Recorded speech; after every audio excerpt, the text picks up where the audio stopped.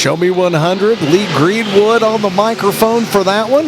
On the front row of this one, Brad Barlow and Daniel Schmidt. So we are on lap 1 of 15 for the Show Me Vintage Racers as they will get it going.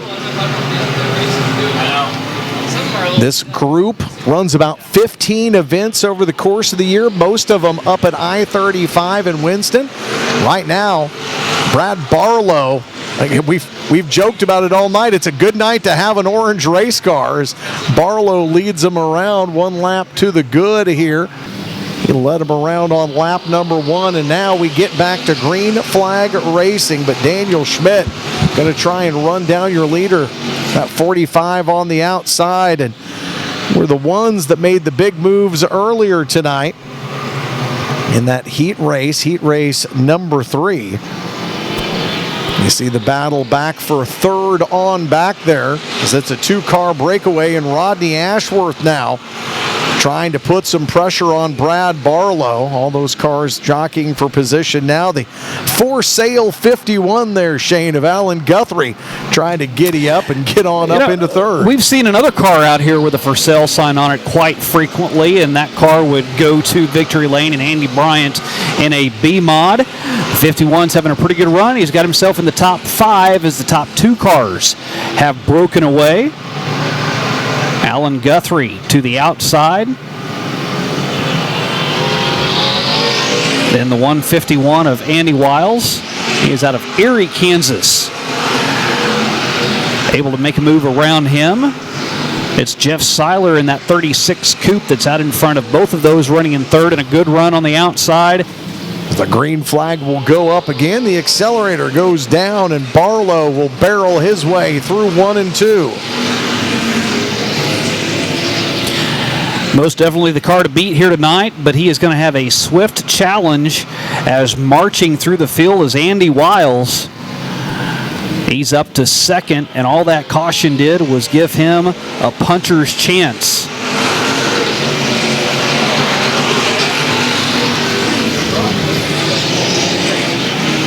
A little different sound to the older race cars than what you hear from the late models and the modifieds, but there's cars out on the racetrack right now from 38, 39, 45, 52. That's what these guys live for, is trying to keep those classics out in front of the eyes of race fans. Now we've got another car trying to put his name out in front. Andy Wills coming from the middle of the pack in that big battle for third has broken out. He will try to put Brad Barlow behind him. Nobody has been able to do that since the drop of the green flag. Andy started back in 11th. He is already up to second, so he's up 9 spots. And now Alan Guthrie in the 51. One of the very few cars that will go to the outside with Jeremy Turner. Turner in the number 11. That's a 73 Chevelle. Finished second a few years back. Sponsored by McConville Racing Chassis. Prior to the caution, see if he can get it done and get around that orange 88. As the green flag goes up yet again, green lights all the way around the racing surface. And it always seems like Wills, Shane, gets a great boost off of turn number 2. That'll put him side by side with the 88 as they roll through 3 and 4. Okay, this entire race had been all Barlow from the get-go. And then all of a sudden, Wills comes into the picture. Now a third car up into the mix. How about a new contender running up in second, and Rodney Ashworth? Ashworth had been running in second to Barlow, but then Wills had come up, taking his spot away. And when Wills went around Barlow, Rodney Ashworth followed the Pied Piper. He went right around with him. So 2 red race cars get out in front of that bright orange 88. And Wills up on the wheel, trying to bring us around through the final 5 laps of this one. And how about Rodney Ashworth? He used to run a late model here at Lucas Oil Speedway. Ran a couple of times back in 2019. Roddy, 39 hybrid. Right now he's going to have to go fishing. Just see battles back further in the field. Looking at the 11 of Jeremy Turner. He won this race a year ago. Right now he is stuck back in 5th and running out of real estate, running out of laps to be able to make his way toward the top and try and collect himself a third straight podium finish.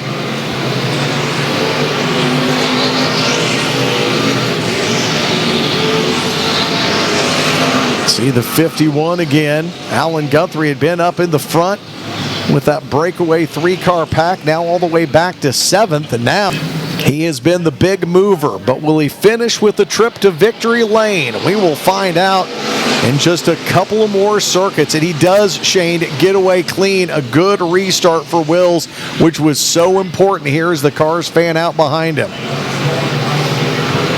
Ashworth all alone in second, and now Barlow bottlenecked with 4 other cars in a fight for third. One more time around. Wills and Ashworth bury their cars at the bottom of the racetrack, racing right around the hub. Jeff Seiler now finds himself in control of third place with 2 cars right behind him, but your winner tonight, the driver of the 151, Andy Wills, wins in our A feature for the Show Me Vintage Racers. Yeah, this is my first time ever being on these grounds. This third race I've raced with these guys. So far, I'm 2 out of 3. Yes. And I don't know, this is like a dream. I watch this on TV every day. I mean, it's on MAV TV, and I watch it, and I just love it.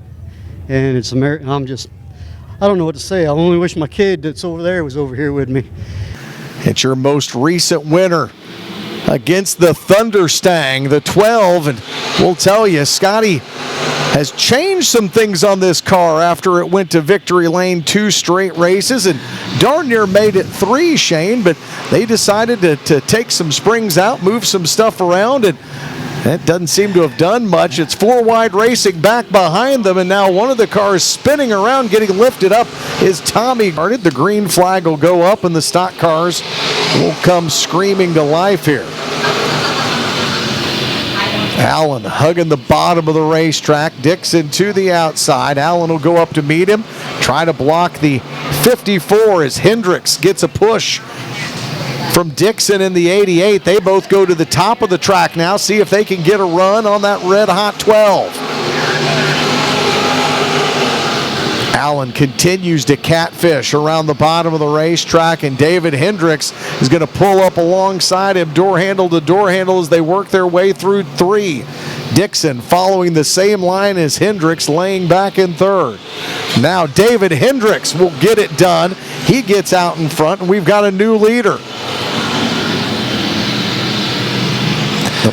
The Buckhorn Bullet found something at the top of the racetrack, Shane, to his liking, and it's working so well for him. Scotty Allen's following him upstairs. Yeah, Allen's going to get off of his line and find another line as David Hendricks, what a roller coaster of a year it's been for him as the top 2 cars have broken away. Your next car in line there is Doug Keller in the number 7.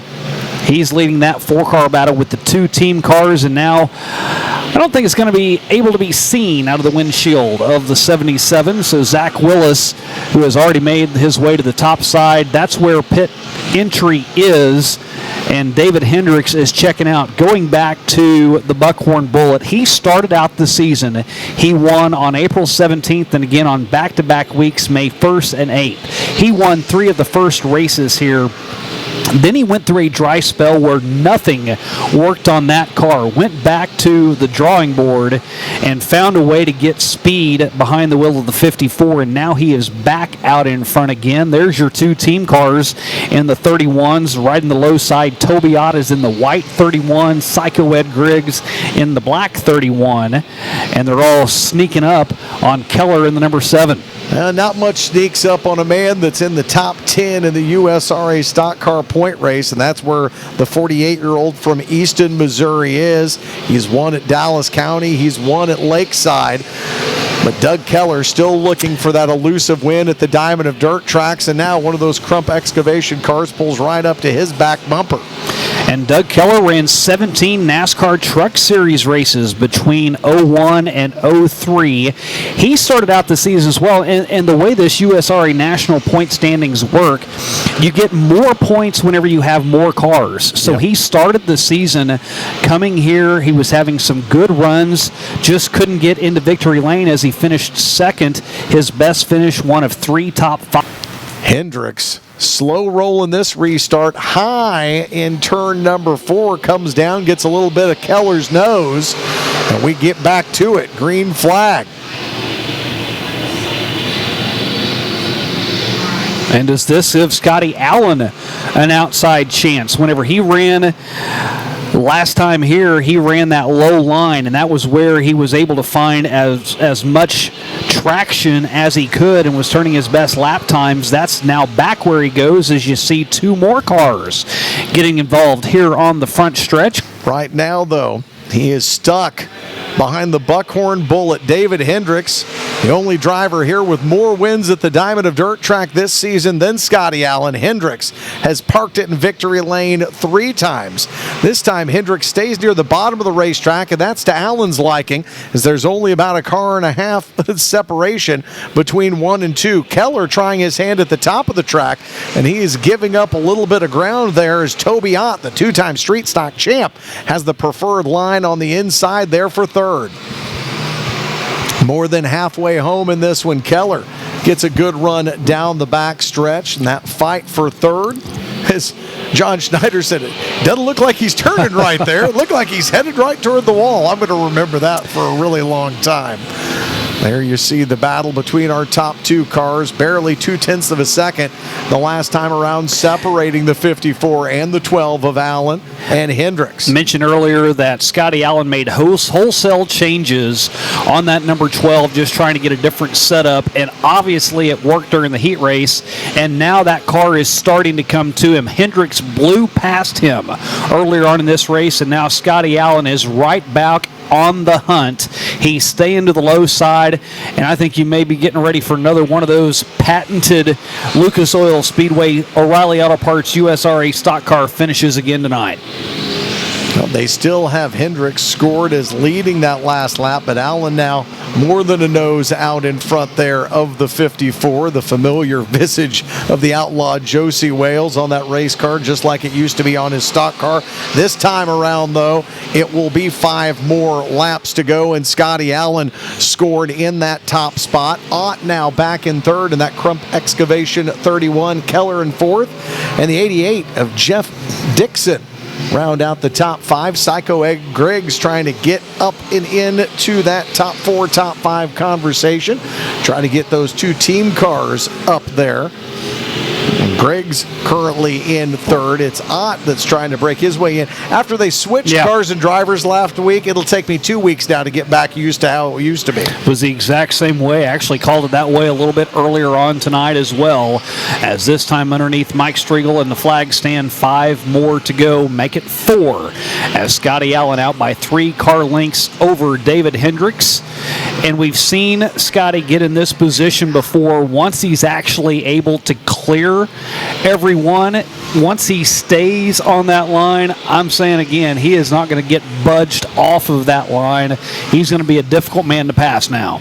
I am surprised that Hendricks continues to run the same line. As you see the fight back further in the field for fourth, you see Doug Keller and Dixon vying for those final 2 spots in the top 5. Allen now out to 0.7 of a second advantage over the rest of the field as Dixon continues to follow the rear end of Doug Keller. Keller, one of the top 10 in the nation in USRA stock car points, as you get a close-up peek at Scotty Allen's race car, and he gets a close-up peek at the white flag. One more time around for Scotty Allen now.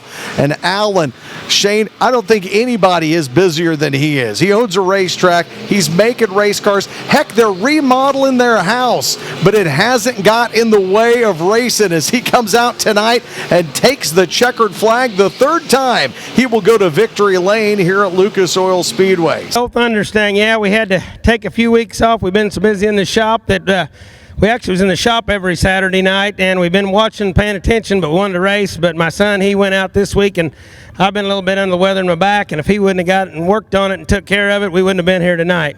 Well, you had a great ride up front, man. You made it through traffic, an incredible run, and got up to the front and just kept it going. Well, David Hendricks, he's as tough as it gets when you get in a stock car, and he's a class act. And he rolled me on the outside, and I tried to go up there with him and run out of talent. So I went back down at the bottom where I'm getting old, and I like it down there, I guess. So, but it's a good night. I don't know if I'm supposed to say this yet, and I really don't care. I'm kind of excited. So I just found out I'm going to be a grandpa. So there's a little baby Newell Allen on the way. So this one's for my new grandkid. It's going to be a girl, I hope, because for God's sakes, I don't want him in a race car. Will be outside Chase Jones. Row 2 is Jason Pursley and Dylan McCown, and we are underway for the modifieds here in Wheatland.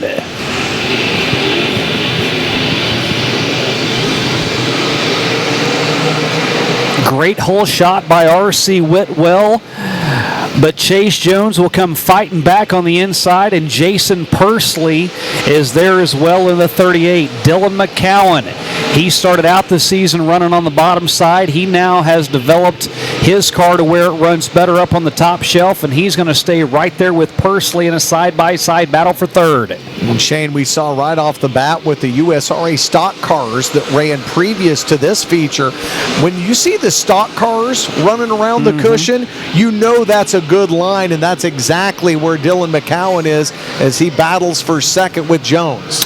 Well, this track tends to be either a 1 or a 2 lane groove track until you get late in the night. Once you get late in the night, that's whenever that top side really starts to develop, and they did some work on the track earlier on to try to work it in a little bit better, and now Chase Jones will go up and try to use that as well. He was up on the pole position to get started. He has already dropped back to 5th. Man on the move right now is a car that we don't see here all that often, and Mike Henson, he's there in that black number 12 to the right of your screen. He's out of Dickinson, North Dakota, ran here last year, runs either a USRA or an IMCA modified. Hasn't had his stellar season, only 5 top 10s, but he did finish second over at Boyd Raceway back in June. Jones continues to fall back. Now Nick Beniger will look to his inside. Nick, a winner earlier this year on June 19th. He's only been here a handful of times with 3 total top 10s, but he won at Lakeside earlier on in the year, and this is a brand new car for him as he's made wholesale changes. Last year, Corey, was just not the year Nick Beniger had been used to, and he would be straight up with you whenever he told you how that year was going. It stunk last year for him. He usually runs up front, and it just didn't happen for him. Didn't 2020 pretty much suck for everybody? True. Isn't that a fair assessment? But I understand for Nick, it was a season below his standards. Right now, the standard is being set pretty high in the front of the pack. R.C. Whitwell almost 0.8 of a second to the better of Dylan McCowan there in the 8. And here comes the principal, Jason Pursley, making a move as he pulls up alongside Henson as he tries to get a nose out in front of the North Dakota native. But Henson just hammering the cushion, but it doesn't matter as Pursley gets around him. Pursley to the inside, Henson to the outside, Dylan McCowan right in front of him. He's moved up to second. He pilots that number 8. Ryan Middaugh, a feature winner earlier this year. He's won twice. He's back in 5th. You know, one thing that I really like with this division, especially with a Dylan McCowan, he's had the opportunity to run with a Joe Duvall. He's had an opportunity to run with a Terry Phillips. These guys come in for one-off races. First time now he's had an opportunity to have an R.C. Whitwell in front of him, but he's way out in front of him. Whitwell starting to check out as he is up to a 1.6 second advantage over Dylan McCowan back in second. He doubled the advantage, Shane, in the last circuit. Went from 0.8 of a second to 1.6. But you see McCowan now with Pursley behind him, and a little contact there, and nudge from the front of Mike Henson to the back of Jason Pursley, but the principal able to stay up on the wheel and keep the 38C, that Tom Campbell Racing entry, straight. You see the battle now between these two, both part of the regular show here, the Big Adventure RV Weekly Racing Series, and side-by-side racing, Shane, is going to do nothing but make R.C. Whitwell smile. He is all alone with a ton of real estate in front and behind him, not even really having to worry about lap traffic just yet. You know, RC's out in front by a good 1.4 seconds now, but I think he would even be the one to tell you he's not comfortable with that. He's been in this position before here in Wheatland, where he's been running up front and he gets passed on the very last lap. It's just a track that is so elusive for him. He's been unable to conquer it on a number of occasions. We mentioned before he's been here with some winning teams as a crew chief in the Lucas Oil late model division, now turning driver again, going back from the late model to the modified again. Maybe that's the change he needs as he looks to the outside of Dave Elson, puts him a lap down, and that lead is now out to 1.7 seconds. R.C. Whitwell continuing to grow his advantage over McCowan, Pursley, Henson, and now Nick Beniger making a bid to take away the final spot in the top 5 from Ryan Middaugh. Middaugh flirting with the cushion high up into turns 3 and 4. Beniger buries his 3B at the bottom of the racetrack. Gets a good run off the bottom, and they will drag race down the backside of this racetrack. Again, Middaugh almost with just the tire up and over the lip, and Beniger now able to get a nose out in front. He moves into that number 5 spot. Yeah, Middaugh saw the lap times that Mike Henson was starting to turn and realized there may be some tackiness up there on that very high line, just right on the edge of that cushion, and it's going to work for Henson. As last time around, Pursley had the advantage, but Henson will go back out in front and grab that 3rd position away from Jason Pursley.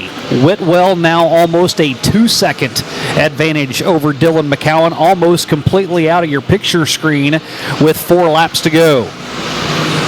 Pursley not giving up on trying to hold on to that 3rd place, with Henson hanging that 12H out on the high side all the way around the 3/8 of a mile Lucas Oil Speedway. Dayton Pursley, Jason's son, has called him catfish before. That 38C, normally you'll find it glued to the bottom. That's exactly where he will navigate through 1 and 2 once again, but the principal may have to deal with the 3B here before too long. Watch Beniger now dive bomb to the bottom of the racetrack and close the gap between he and Pursley. Boy, it didn't take long, did it? As that one turn alone, Nick Beniger got right up there with Jason Pursley. R.C. Whitwell again continues to just dominate. Made the move to Arkansas just about a year ago. Made it for working purposes, but we saw him so often in this area running here, and he's one of those guys that if there's anything else going on at Lucas Oil Speedway, he shows up for it. He loves the off-road race, Shane. That's, I think, his favorite. He almost always shows up when there's off-road races. This weekend he happened to come when the drag boats are in town.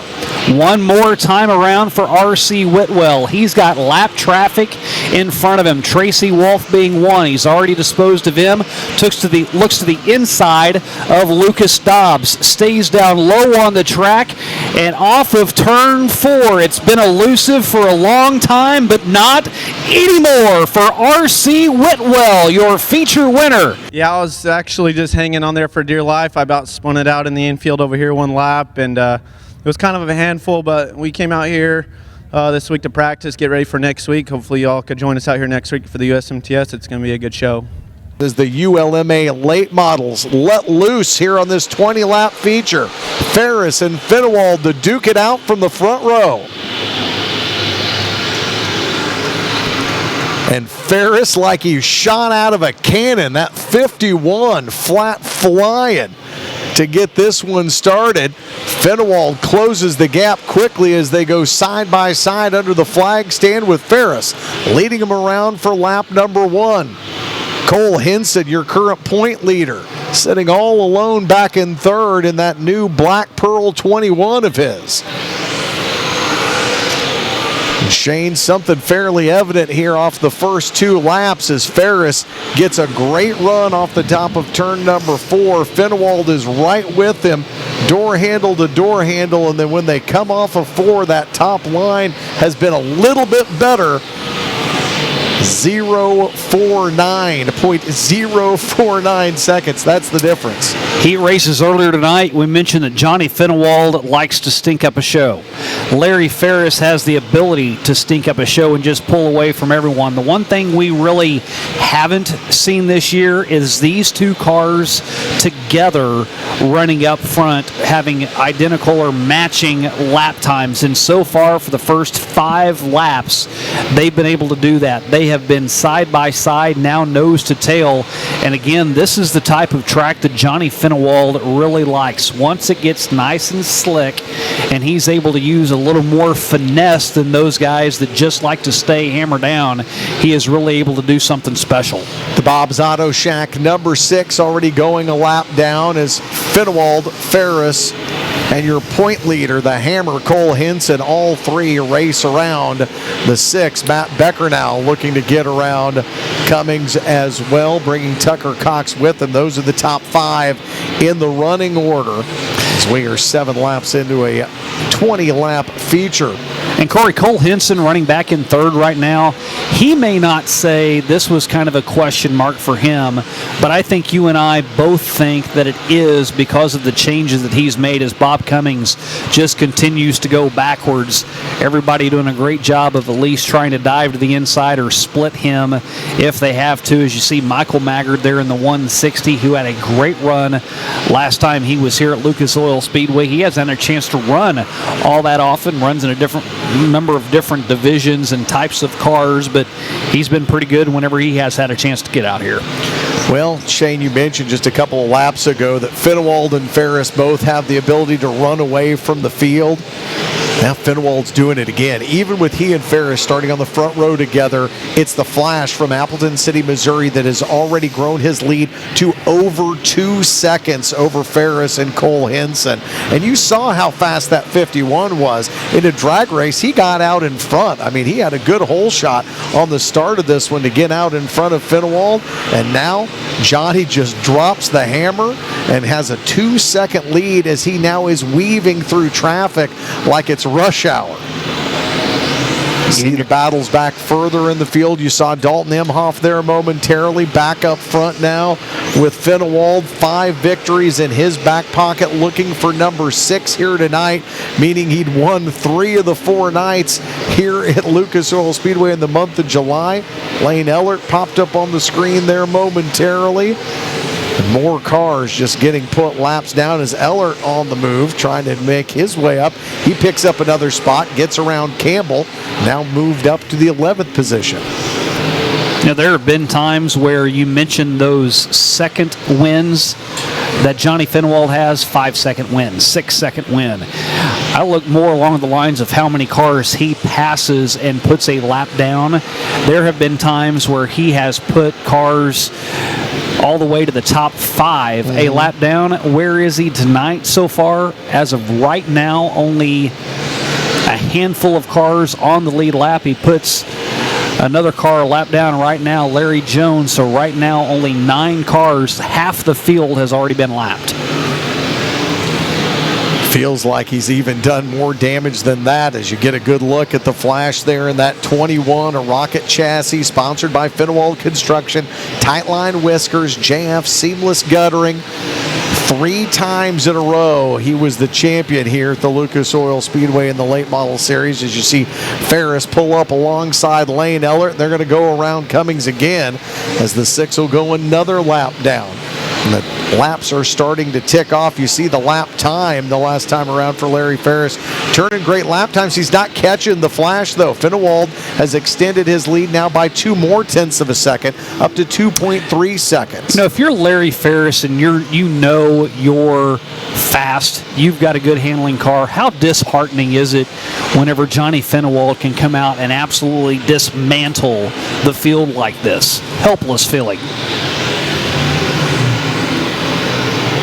Fenwald flies through 3 and 4 again with the 7X of Todd McCoyne in front of him. White flag lap now, one more time around for Fenwald, who currently sits number 2 in the point standings for the ULMA late model division here at the Lucas Oil Speedway. This is going to be win number 6 for the Flash.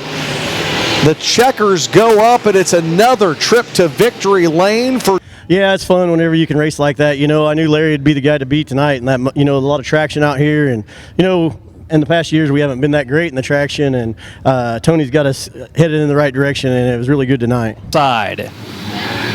Chris Jackson on the inside, slow through turns 3 and 4, hammer down, pressing down on the loud pedal, and we are underway with the B-Mods. J.C. Morton will stay right with Chris Jackson, but a big mess on the backstretch. They continue to spin, and a car rolls over on its top, and that's the 33. We're looking to get our first lap in here, and Chris Jackson will roar the field to life again down the front stretch, go barreling over into turns 1 and 2 as Morton goes right back to the high side. J.C. Newell, the third member of that three-way party, and that number 83 will stay to the low side, tuck right in behind the 65 of Chris Jackson, and they're on a breakaway as they are ahead of Sean Whitman, as well as the rest of the contingency, with Chisholm back there in 5th. That is 2 Allen Auto Sports teammate cars with Chris Jackson right in between the two of them there, as you see J.C. Newell and J.C. Morton, with Jackson right in the middle, and now trouble. Caution light has been turned off, and Chris Jackson will start up on the top side of the track, cut down right in front of J.C. Newell when he sees the orange cone, and back underway. Only 1 lap down so far, 19 to go, and Chris Jackson, where we normally see him running on the bottom side of the track, he chooses to go to the top shelf, gets a nice bite off that cushion, propels off of turn 2. He'll try to do the same thing in turn 4, and J.C. Newell now a competitor in this. We were thinking whenever this one got started that it would be a heavyweight battle between Jackson and Morton, but Newell wants to play the spoiler. J.C. Newell has been a driver that has just continued to improve as we have gotten to watch him. He's already got a win here. He won here on opening night, April 3rd. Scotty Allen's son-in-law saw his father-in-law get to victory lane tonight. Maybe he's going to try and do so as well, as he stays right on the back side of Chris Jackson's 65. Newell stays down low on the track. Good run off of turn 2 or turn 4 this time, but still just enough. Chris Jackson by just over 1/10 of a second, and now a spin on the backstretch will bring out a Boone's Barbecue caution. So far, 4 laps down, 16 to go, and a much better start for KJ this time, as he is able to gap Morton and Newell both by a car length. Morton will look to peek to the inside, and it's just not going to happen, as Chris Jackson stays way on the top side of the track. Action a little deeper in the field, as the top 3 cars have been the class of the field so far. John Sheets, now he's trying to work up, as he's in 6th right now, and get up into a top 5, as there's your 3-car battle, with Chris Jackson 3-car lengths out in front of Morton and Newell, the pair of JCs running 2-3, both in Allen Auto Sports cars. Scotty Allen victorious. He is their car builder. He won in a stock car division, and now a spin in turn 2 again. And again, it is Alicia Schneider who brings out the caution, and she will. Yellow light turned off again. And another slow start for the field of B-Mods. John Sheets and Andy Bryant picked off a couple more cars. They are now up into the mix, continue to climb the pylon. They're now running 6th and 7th. And J.C. Newell, about as perfect of a restart as it could get for the 83. He keeps his nose to the inside of the 65. Contact is made, and Newell will spin out. He drifted up high on the track, made contact.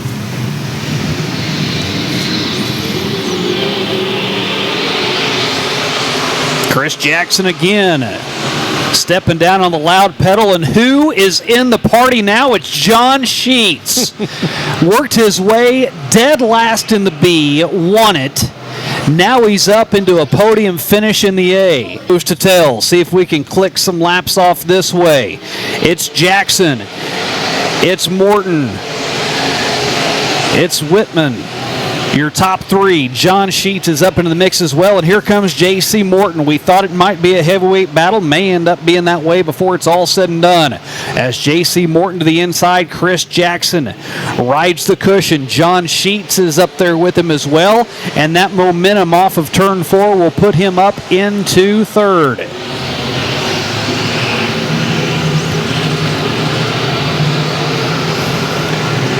Chris Jackson has been one of the hottest drivers here at Lucas Oil Speedway. Didn't start out the season that way. April was not very good. Had a DNF on his very first race, but he came back to win 3 straight in May 1st, 8th, and 15th.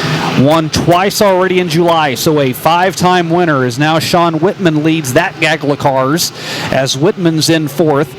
Cadwallader with a good recovery in the 69er. That's a car that had just a horrible heat race earlier on, but he has been able to salvage a top 5 run right now, and that's going to take Dayton Pursley and knock him out of the top 5.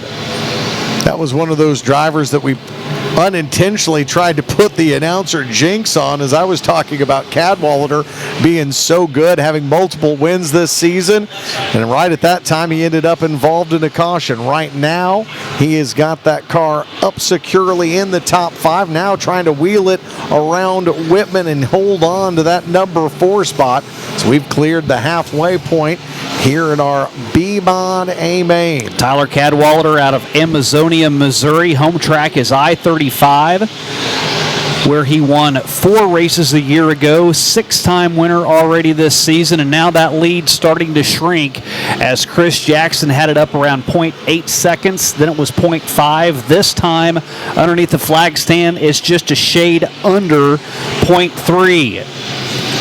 So Chris Jackson, J.C. Morton, John Schneider about ready to go a lap down. John Schneider was wondering if he was racing against some of the best in the area, not only the best in the area, but the best in the nation, and he's about ready to get an up-close look at them flying by him on the right side. Chris Jackson and J.C. Morton are getting ready to be able to tell their kids, I passed Bo Duke, and they just did it.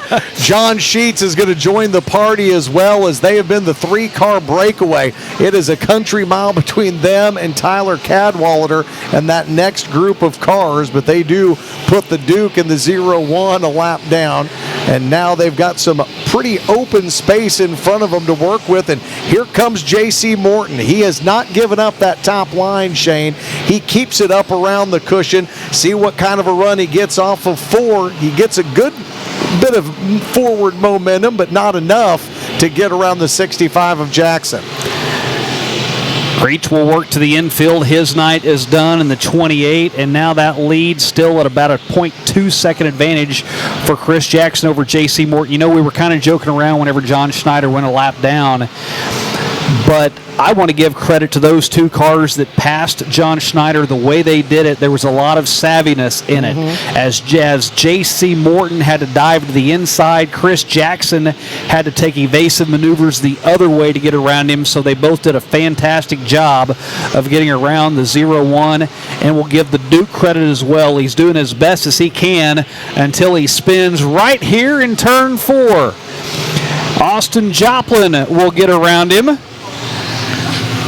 And that brings the pack, and then went off the track, and he's not the only car that got damage here, as Waylon Dimmitt's 11 beat up too. Well, most definitely that is a storyline with J.C. Newell out. The other storyline is the man running in 3rd right now, and John Sheets, who started dead last in his B feature, won it, earned his way into the main, and he has passed nearly everybody. There's only 2 cars so far he hasn't passed, and they are the 2 right in front of him right now, as you get a good look at everybody coming off of turn 4 with your race leader and Chris Jackson.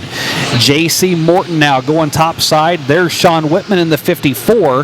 That's for back in 5th. We mentioned Dayton Pursley had gotten booted out of the top 5. He is trying to rally as best as he can to get back into a T5 position, but with 1 to go, Chris Jackson a good 4 car lengths out in front of J.C. Morton. The battle's going to be for 2nd. Can John Sheets pass just about everybody on the track?